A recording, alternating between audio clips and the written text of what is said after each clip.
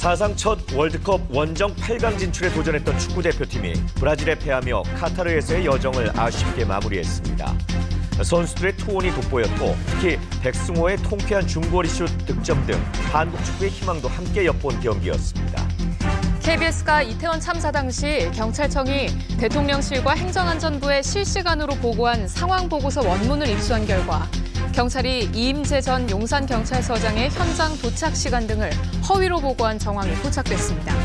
한편 이임재 전 서장의 구속영장은 기각돼 향후 특수본 수사 일정에도 차질이 예상됩니다. 대통령실이 관저 물색 과정에 천공으로 알려진 역술인이 관여했다고 주장한 김종대 전 의원과 방송인 김어준 씨를 허위사실 유포 혐의로 고발했습니다.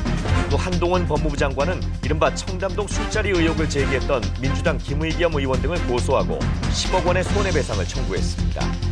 최태원 SK그룹 회장과 노소영 아트센터 나비관장이 벌인 5년간의 이혼 소송에 대한 첫 판결이 나왔습니다.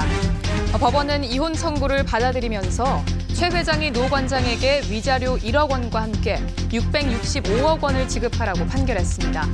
다만 법원은 SK그룹 주식의 경우 재산 분할 대상이 아니라고 선을 그었습니다. 이브닝 뉴스입니다. 13일째 이어지는 화물연대 파업을 지지하기 위해 민주노총이 전국 15개 지역에서 총력 투쟁에 돌입했습니다.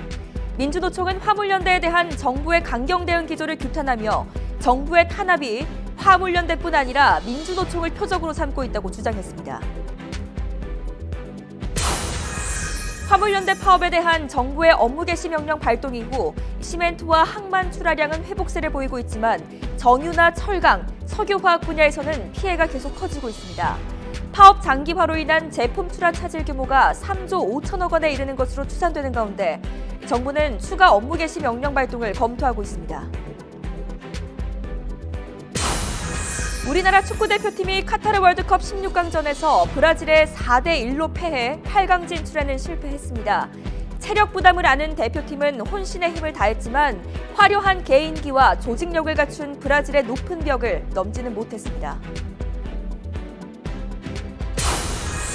한동훈 법무부 장관이 이른바 청담동 술자리 의혹을 제기한 김의겸 민주당 의원 등을 상대로 10억 원대 손해배상 소송을 냈습니다. 김 의원은 이에 대해 돈으로 입을 틀어막겠다는 것이라면서 한치도 물러설 생각이 없고 법에 따라 당당하게 응하겠다고 밝혔습니다. 뇌물과 불법 정치자금 수수 혐의를 받는 민주당 노웅래 의원이 강제수사 착수 3주 만에 검찰에 출석했습니다. 사업가 박모 씨로부터 사업 편의와 인사청탁과 함께 6천만 원을 챙긴 혐의와 관련해 노 의원은 정치 생명을 걸겠다며 결백을 주장하고 있습니다. 여야가 국회에서 내년도 예산안 처리를 위한 막바지 협상에 들어갔습니다.